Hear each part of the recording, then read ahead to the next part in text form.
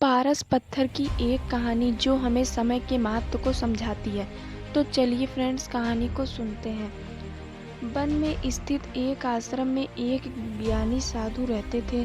ज्ञान की प्राप्ति की लालसा में दूर दूर से छात्र उनके पास आया करते थे और उनके सानिध्य में आश्रम में ही रहकर शिक्षा प्राप्त करते थे। आश्रम में रहकर शिक्षा प्राप्त करने वाले छात्र में से एक छात्र बहुत आलसी था। उसमें समय को व्यर्थ गंवाने और आज का काम कल पर टालने की बुरी आदत थी। साधु को इस बात का ज्ञान था। साधु को पता चल गया था कि वह बालक आलसी है, इसीलिए वह चाहते थे कि शिक्षा पूर्ण कर आश्रम से प्रस्थान करने से पूर्व वह छात्र आलस्य को छोड़कर समय का महत्व समझ जाए। इसी उद्देश्य में एक दिन संध्या काल में उन्होंने उस आलसी छात्र को अपने पास बुलाया और उसे एक पत्थर देते हुए कहा, पुत्र, यह कोई सामान्य पत्थर नहीं बल्कि पारस पत्थर है।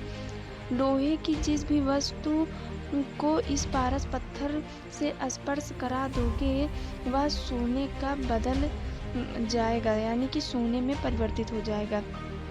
तुमसे पुत्र मैं बहुत प्रसन्न हूँ, इसीलिए 2 दिन के लिए यह पारस पत्थर तुम्हें दे रहा हूँ।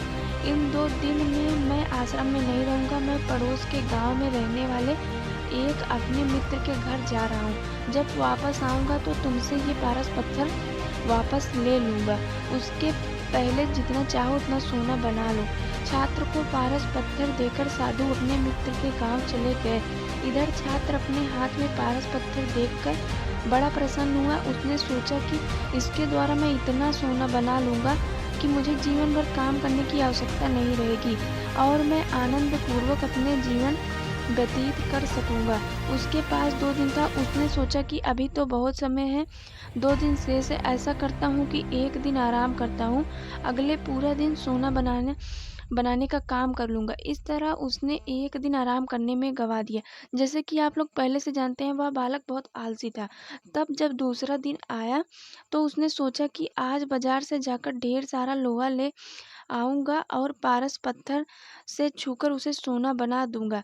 लेकिन इस काम में अधिक समय लगेगा नहीं, इसीलिए पहले भरपेट भोजन करता हूँ, फिर सोना बनाने का काम में लग जाऊँगा। भरपेट भोजन करते ही उसे नींद आने लगी। ऐसे में उसने सोचा कि अभी मेरे पास शाम तक का समय है, कुछ देर सो लेता हूँ। जागने के बाद सोना बनाने का काम कर लूँगा। फिर क्या वह गहरी नींद में सो गया। जब उसकी नींद खुली तो सूर्यास्त हो चुका था और दिन का समय पूरा हो चुका था तथा साधु आश्रम में लौट आए थे, क्योंकि अब 2 दिन पूरे हो चुके थे और साधु उसके सामने खड़े थे। साधु ने कहा, पुत्र, सूर्यास्त के साथ 2 दिन पूरे हो चुके हैं, तो तुम मुझे वह पारस पत्थर वापस दे दो। छात्र क्या करता, आलस के कारण उसने अमूल्य समय व्यर्थ गंवा दिया था और साथ ही धन कमाने का एक सुअवसर भी। अपनी गलती का एहसास उसे हो चुका था। समय का महत्व भी उसे समझ आ चुका था। वह पछताने लगा और उसी क्षण से निश्चय किया कि अब से कभी भी आलस नहीं करूँगा। तो इस कहानी से हमें क्या सीख मिलती है? जीवन में उन्नति करना चाहते हैं तो आज का काम कल पर मत टालिए। आज का काम कल पर टालते हैं तो कल का काम हमेशा कल पर ही टलता है। समय अमूल्य है, इसे व्यर्थ न गवाएं, क्योंकि एक बार अगर समय हाथ से निकल जाता है तो समय वापस नहीं आता है। Thanks for watching. जय हिंद, जय भारत। मिलते हैं नेक्स्ट वीडियो में।